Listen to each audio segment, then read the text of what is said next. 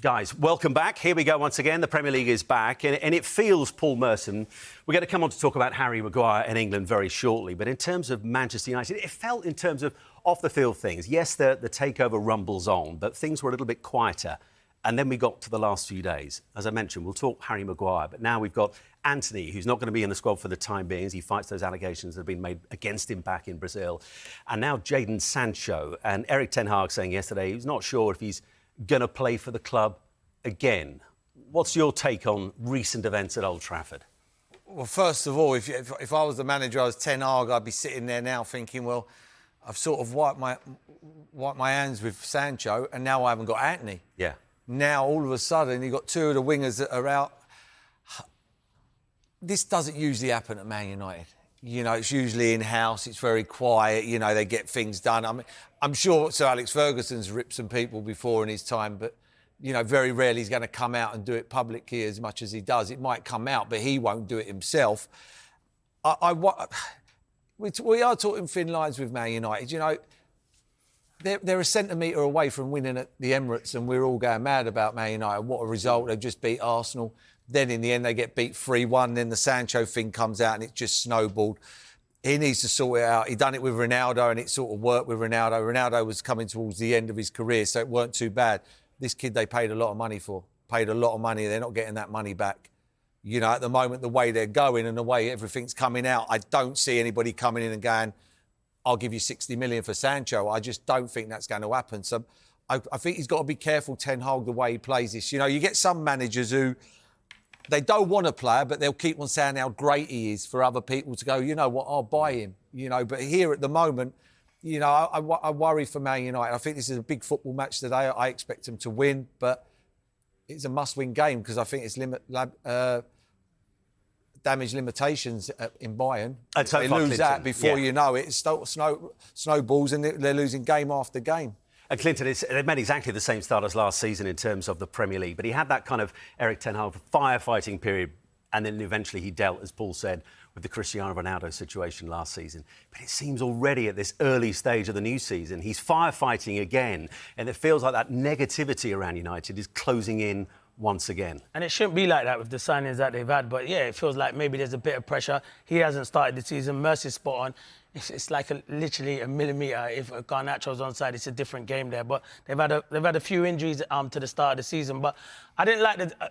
Listen, sometimes you have to keep things in-house. It's different. You can ask Tim because he's probably a manager. But, you know, if my manager comes out and criticises me, and maybe Sancho's looking at it now, it's probably social media, he shouldn't have replied like that. But you do get frustrated. Maybe that can be sorted in-house. Maybe Ten Hag doesn't. When they ask you at the end, you just say, I've left him out. And Tim would tell you as a manager, just be honest, I've left you out and that's it, you're not performing. But you don't have to say... He's got to cover himself, he's just lost another football match. Yeah, I understand that. Against one of the big boys. So... But then you, as a youngster, he's 23 years of age, and maybe he's not delivering. Everyone knows Jadon Sancho's not delivering at the moment. But when they ask the question, if you want to then bring him back into the squad, you're not going to say that, Mer. So maybe his time might have run out. It's a different story, though, if he is delivering. If he's on fire form-wise, that's the problem. Story, he's not delivering. If he wouldn't do that to someone like a Marcus Rashford or probably a Bruno Fernandes, because they'll be delivering for him and have delivered. He put Rashford on the bench a bit late. Yeah, he did. Last season. And then what happened at Wolves? He had to bring him on at half-time and he changed the game for him, but that was for being late. He's saying now Sancho is not delivering at the training, he's not training properly. So it's a hard one. Listen, Sancho's got a talented player. Hopefully he can turn it around for him. If I'm the top people at Man United, that would worry me what the manager's saying. I've invested 70, 80 million pound in this player,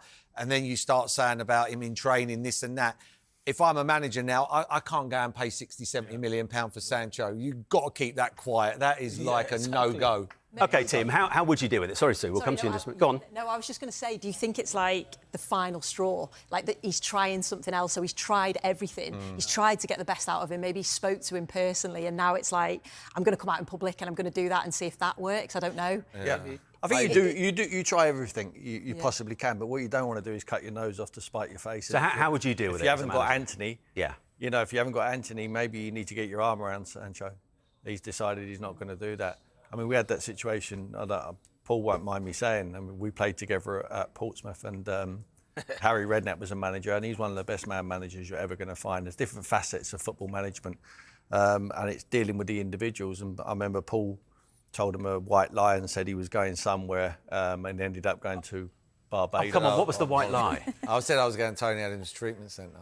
Yeah, and where were you going? Barbados. On holiday. And Harry's friend was sitting next to Paul on the beach and rung Harry and said, "I'm sitting next to your centre forward." He said, "No, it seems possible." He said, "He's Tony Adams is the Priory, is it?" Or whatever they're called. And he said, "No, I know who Paul Merson is. He said, I'm an Arsenal fan. I know Paul Merson." He said, "He's here." So Harry pulls me and he says, "You know where Merce is?" I said, "No, I'm not a grass." Well played. So I said, you know what kind of school kid you were? Not at all, Harry, not at all. He said, "I know where he is. He's in Barbados." I said, "What are you going to do about it?" He said, "You've seen how well it's been playing? Nothing." And he got it absolutely right. He was winning games for us on his own. Sancho's not doing that for Man United at the moment, so he has to deal with it how he feels fit.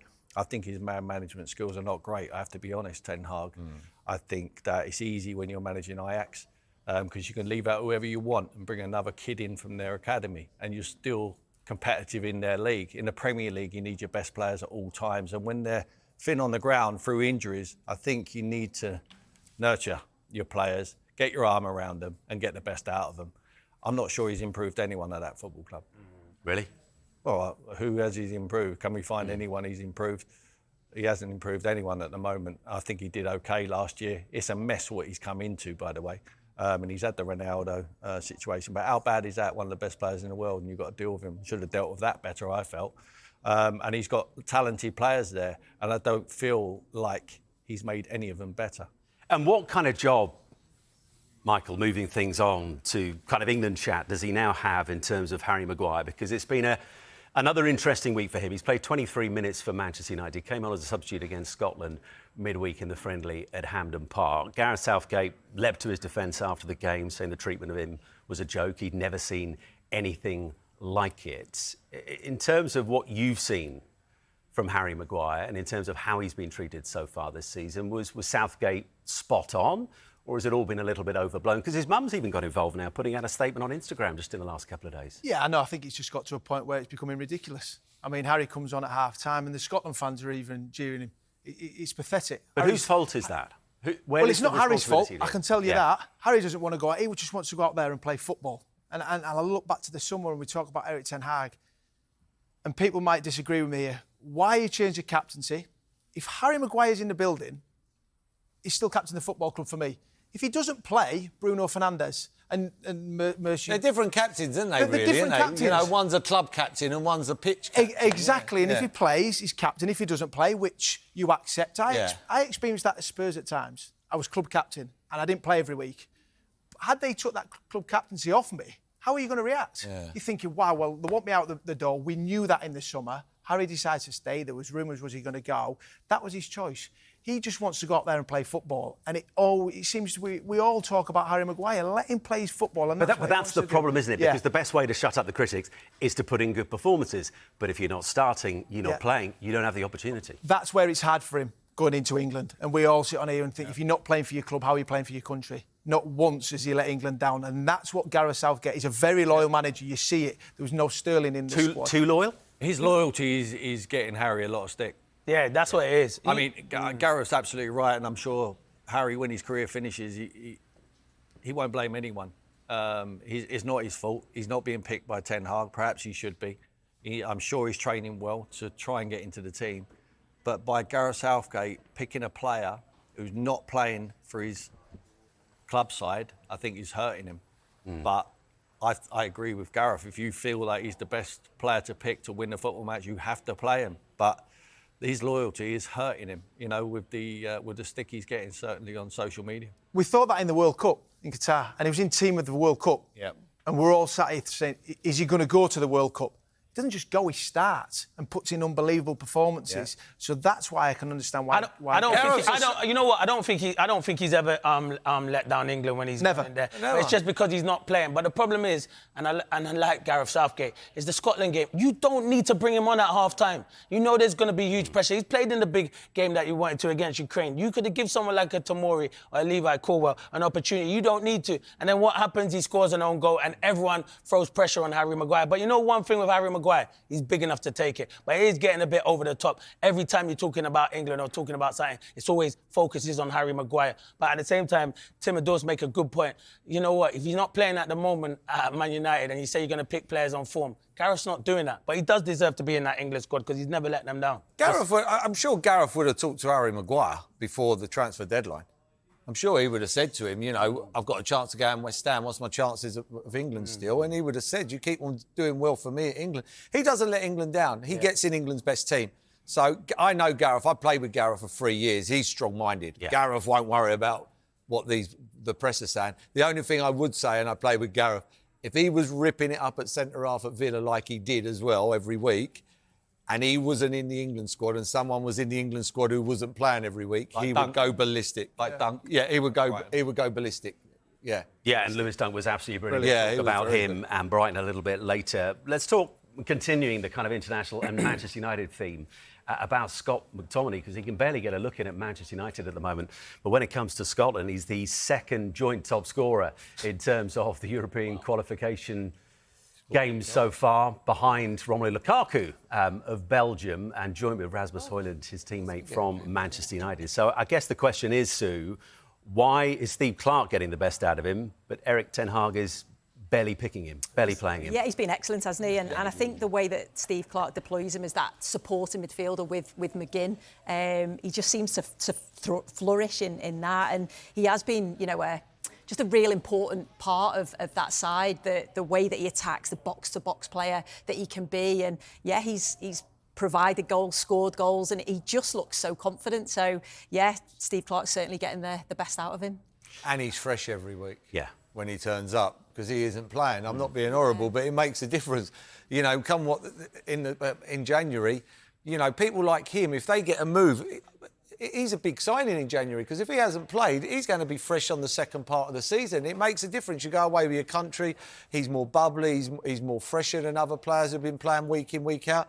But I'm shocked that no one coming, or he didn't go in the transfer window. I'm not saying through his choice.